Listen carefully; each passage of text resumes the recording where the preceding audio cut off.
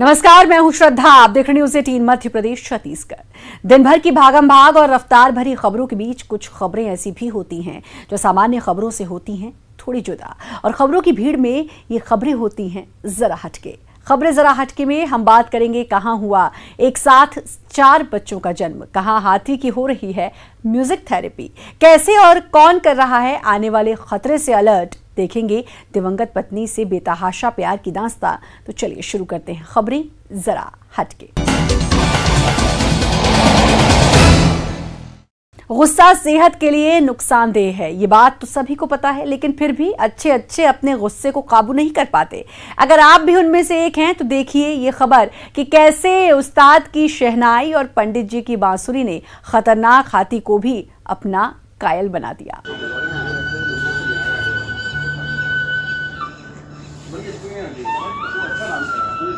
कहते हैं कि जब जब श्री कृष्ण बांसुरी बजाया करते थे तो गोपियां सब कुछ भूलकर बस उस बांसुरी की धुन में रम जाया करती थीं। लेकिन ये बात तो सिर्फ कही जाती थी, होते तो किसी ने देखा नहीं। पर आज हम आपको दिखाते हैं कि कैसे संगीत खतरनाक से खतरनाक शख्स को भी कंट्रोल कर सकता है। जी हाँ, ये खबर है इंदौर से। पहले चिड़ियाघर से आई इन तस्वीरों को आप देखिए।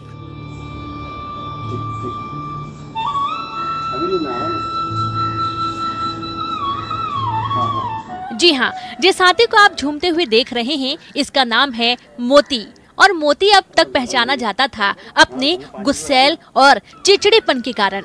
मोती का चिड़चिड़ापन ऐसा था कि हर कोई इससे खौफ खाने लगा था। ध्यान से देखिए जरा, मोती के सामने लगे लोहे के एंगल्स में भी नुकीली तीरनुमा डिजाइन बनाई गई है ताकि गुस्सा आने पर वो किसी भी चीज को नुकसान न पहुंचा सके। इतना ही नहीं, मोती के इस चिड़चिड़ेपन की वजह से उसने लक्ष्मी नाम की एक हथिनी पर हमला कर उसकी जान भी ले ली थी। यानी समझा जा सकता है कि मोती की मानसिक स्थिति कैसी है।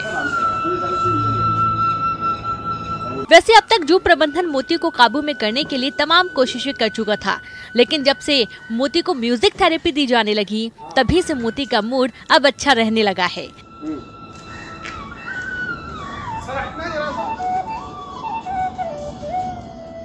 मोती को उस्ताद बिस्मिल्लाह खान की शहनाई और पंडित हरि प्रसाद चौरसिया के बांसुरी का संगीत इतना पसंद आता है कि वो सब कुछ भूलकर झूमने लगता है।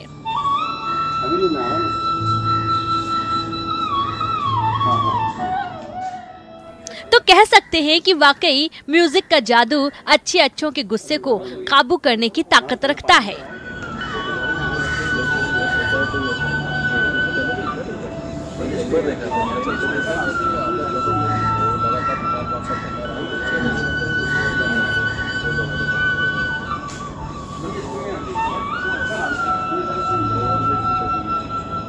Bureau report, news 18 Indore.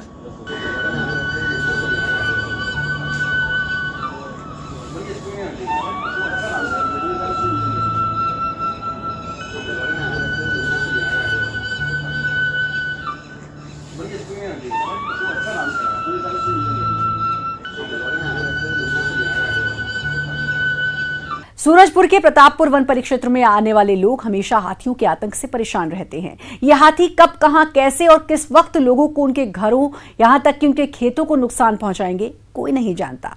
ये कभी अचानक हमलावर हो जाते हैं और बेतहाशा नुकसान पहुंचाते हैं। लेकिन वन विभाग ने एक नया तरीका इजाद किया है जिससे लोगों को आने वाले खतरे का पहले ही पता चल जाए। देखिए रिपोर्ट। सूरजपुर में ग्रामीणों को हाथियों के कहर से बचाने के लिए वन विभाग ने एक हाईटेक सायरन बनाया है। यह सायरन मोबाइल से कनेक्टेड रहता है। जिस इलाके में हाथियों की आवाजाही होती है, मोबाइल पर इसकी सूचना आ जाती है और मोबाइल से ही उस इलाके में सायरन बजना शुरू हो जाता है, जिससे ग्रामीण सतर्क हो जाते हैं। फिलहाल प्रतापपुर वन परिक्षेत्र के कुछ गाँवों में यह प्रयोग किया गया है। सफल होने पर अन्य इलाके में भी इसका इस्तेमाल किया जाएगा। शाम को मतलब सायरन बजा देते हैं अपने जहाँ से ही रहते हैं, और बजने से पब्लिकों को मतलब पता चल जाता है कि हाथी हमारे क्षेत्र में घुस चुका है, तो पब्लिक अपने आप में ही सुरक्षित हो जाते हैं और खेत साइड में, जंगल साइड में जाना बंद कर देते हैं। तो कारगर सिद्ध तो हो रही है, इससे पब्लिकों को जानकारी हो रही है कि लाभ मिल रहा है। वैसे पहले अकस्मात हाथी आ जाता था और लोग कहीं भी नुकसान कर देता था, घर ढहा देता था। और फसल खा जाता है, हर तरह से नुकसान। तो कम से कम अपना जान का रक्षा तो हो जाता है, आदमी को मालूम हो जाता है कि नहीं आ गया है, अपना भग के अपना बचाव तो कर सकता है आदमी, यही लाभ है। जो स्थान चिन्हित किए गए हैं उसमें विभाग का ये प्रयास है कि समय रहते ग्रामीणों को इसकी जानकारी हो जाए और उनकी जान बच सके। इसका संचालन किस स्तर पे किया जा रहा है और यह कितना सफल होता है तकनीकी रूप से, तब तक ये हाथियों की समस्या अनवरत बनी हुई है क्षेत्र में और ग्रामीण काफ़ी दहशत में है। और एक राहत वाली बात होगी यदि यह प्रयोग सफल होता है तब। पहले हाथियों के आने की जानकारी के लिए वन अमले को गांवों तक पहुंचने में देर हो जाती थी। ऐसे में सायरन के माध्यम से हाथियों के रुख की जानकारी पहले ही गांवों के लोगों को मिल जाएगी। फिलहाल वन विभाग की कार्यशैली से नाराज रहने वाले ग्रामीण इस प्रयोग से वन विभाग की तारीफ करते नजर आ रहे हैं। अपनी पत्नी से तो हर कोई मोहब्बत करता है, लेकिन ऐसी मोहब्बत शायद किसी ने न की हो, जैसे कि तमिलनाडु के मदुरई में रहने वाले एक शख्स ने की। देखिए रिपोर्ट।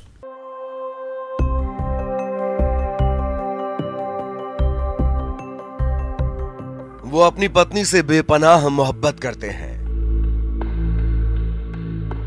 पत्नी को वो अपनी सफलता का सूत्र मानते हैं। वो नहीं चाहते कि उनकी पत्नी उनकी आंखों से कभी ओझल हो।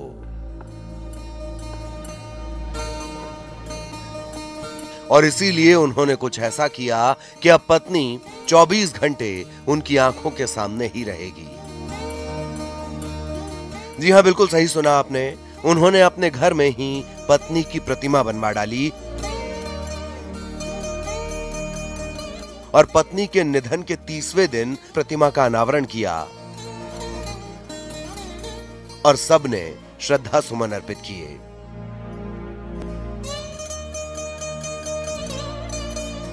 यह अनोखा काम किया है मदुरई के सेतुरमन ने, जिनकी पत्नी पिचाई मनी अम्मल का निधन 8 अगस्त को बीमारी के चलते हो गया था। लेकिन सेतुरमन खुद को अपनी पत्नी से जुड़ा हुआ महसूस करना चाहते थे। फिर क्या था, सेतुरमन ने मूर्तिकारों से संपर्क किया और फिर सेतुरमन का पत्नी के साथ रहने का सपना साकार हो गया।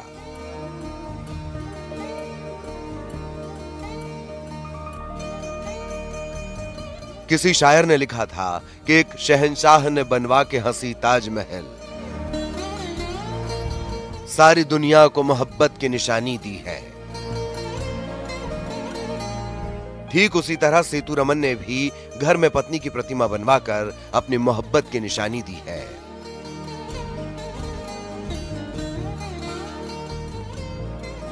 Bureau report, news 18 network.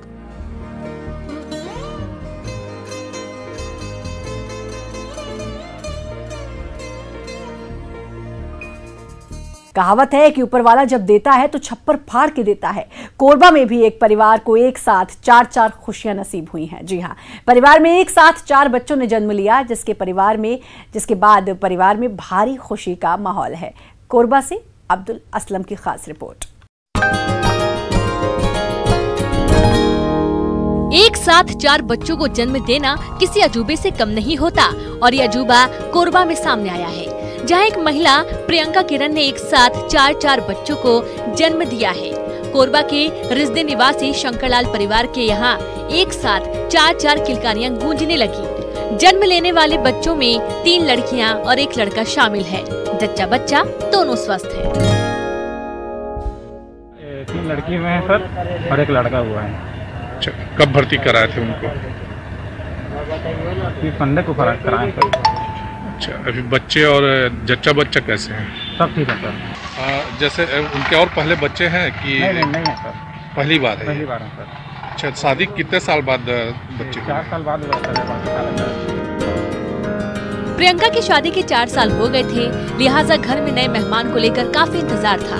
कहा गया है ना कि सब्र का फल मीठा होता है। उसी सब्र का फल है कि ऊपर वाले ने एक साथ 4 संतान परिवार की झोली में डाल दी। पूरी दुनिया में सूफीवाद को एक ऊंचा और अलग मुकाम हासिल हुआ है। सूफी संदेश हो या संगीत या फिर कला, हर एक के दिल में खास जगह रखती है। श्रीनगर की एक छात्रा इन दिनों अपनी कला के जरिए सूफीवाद को, विविधता को पेश करने का प्रयास कर रही है।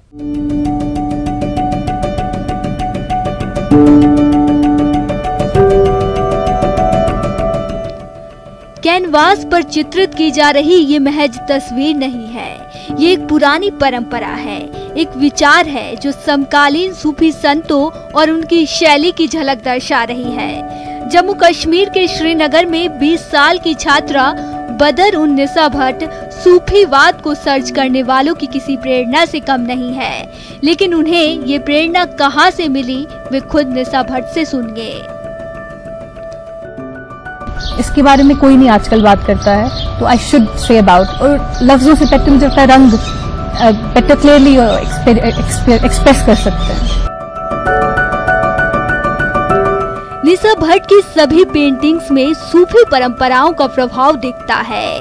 उन्होंने बहुत छोटी सी उम्र से इन पेंटिंग को बनाना शुरू कर दिया और अब सूफीवाद पर उनकी पेंटिंग्स का दायरा बहुत बढ़ गया है और अब ये अपने सूफी परिप्रेक्ष्य को भी पेंटिंग के जरिए दुनिया से साझा कर रही हैं।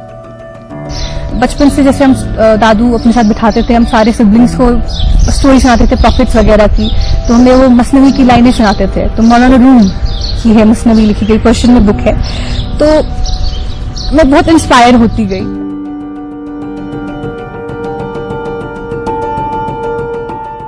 बदर उन निसा भट्ट की पेंटिंग्स नायाब है। इसका अंदाजा आप इसी से लगा सकते हैं कि अब उन्हें प्रदर्शनी में कई ऑफर्स मिलने लगे हैं। सूफीवाद पर अपनी जानकारी को लेकर निसा भट्ट कहती हैं कि उनका रंग शब्दों की तुलना में ज्यादा प्रभावकारी है। Bureau report, news 18 network.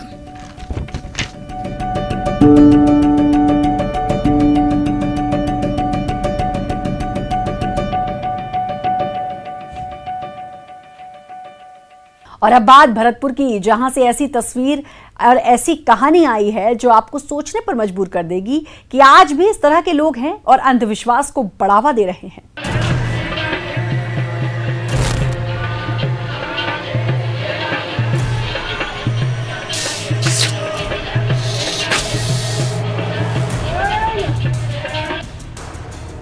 अंधविश्वास का एक ऐसा खेल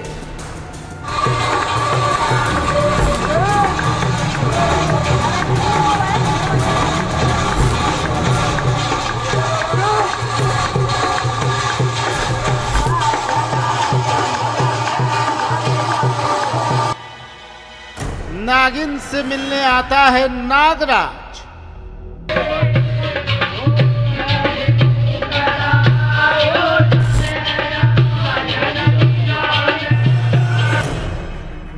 बार बार टस कर चला जाता है।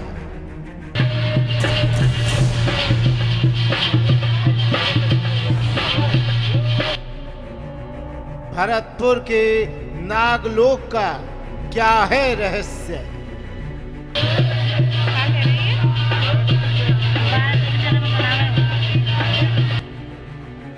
नागिन का पुनर्जन्म।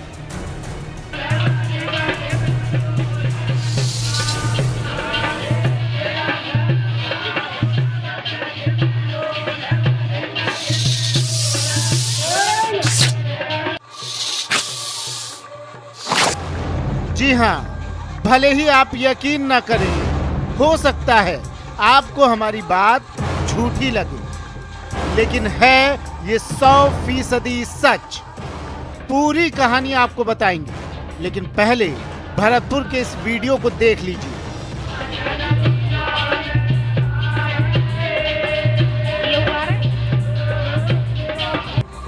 इस मजमे को देख लीजिए।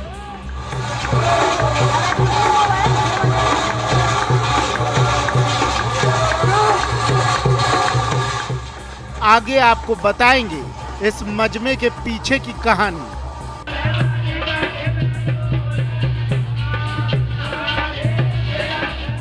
लेकिन पहले इससे जो कहानी हवा में तैर रही है वो सुन लीजिए। सांप नहीं आया, 3 बार काट चुका है, दिखता है नहीं है, 3 बार काट चुका, सांप नहीं दिखाएगा। कल इलाज आया। आपको कैसे मालूम सांप काटा है? काट जाता है, पता चल जाती है, सुन हो जाता है मेरा काम। हॉस्पिटल में दिखाया था क्या? हाँ दिखाया। क्या कहा हॉस्पिटल वालों ने, डॉक्टरों ने? उन्होंने तो ये कह दिया कुछ निशान नहीं है तो कुछ नहीं खाया। जी हाँ, दावा यही है कि नागराज दिखते नहीं, बस आते हैं और अपने होने का एहसास छोड़ गायब हो जाते हैं। लगता है जैसे शरीर में जहर फैल रहा हो। वह आपको महसूस होता है सांप काटा? हाँ, मुझे महसूस हो जाता है कि खा गया। तो ऐसा क्यों होता है कि 3 बार काट गया आप ही को? पता नहीं, कोई कहते हैं कि पिछले जन्म का है, कोई कुछ मतलब। अब इलाजी क्या कह, रात को इलाजी आए थे, जो इलाज किया था उन्होंने क्या कहा? कुछ नहीं कहा, वो तो देख के और इलाज करके चले गए। अब जरा पूरी कहानी को सुनिए और पूरा माजरा समझने की कोशिश कीजिए। दरअसल भरतपुर के संजय नगर कॉलोनी की इस महिला का कहना है कि इसे कोई सांप चुपके 3 बार डस चुका है, लेकिन इसके शरीर पर कोई डसने के निशान नहीं है और ना ही सांप ही कभी दिखा है। डॉक्टर्स भी सांप की बात को नकार चुके हैं। अब आप भी सोच रहे होंगे ऐसा होता है क्या? अगर इस महिला की माने तो ऐसा हो रहा है, लेकिन सच्चाई क्या है इसका पता लगाने के लिए लोगों के कहने पर तांत्रिक को भी बुलाया गया। उन्होंने क्या कहा, क्या किया? 3 बार काट चुके हैं और बार खा जानते है और पतों पर है ना है, दिखता नहीं है। और क्या कहते हैं, फिर कल इलाज बुलाए हमने, फिर इलाज कराया तो शरीर में खूब झूमी पर वैसे आया नहीं है और डॉक्टर कुछ बताते नहीं है। सांप काटने के बाद जैसे हॉस्पिटल वगैरह जाते हैं तो हॉस्पिटल में भर्ती कर दिया हमने, वहाँ कुछ बताया नहीं, निशान दिखता नहीं है। यहाँ से नाग नागिन और पुनर्जन्म की कहानी शुरू होती है और गांव में पूरा मजमा लग जाता है। नाग को बुलाने के सारे जतन किए जाते हैं। तांत्रिक मंत्र पर मंत्र पढ़ता है, पूरा जोर लगाता है। लोगों को लगता है कि बस अब सांप आया कि तब सांप आया, लेकिन ना तो नागराज आया और ना ही इस बात का पता चल पाया कि आखिर इस रहस्य का पूरा सच है क्या। भरतपुर की तथाकथित कहानी बस एक पहेली बनकर रह गई है। भरतपुर से न्यूज़ 18 के लिए शिव कुमार वशिष्ठ की रिपोर्ट।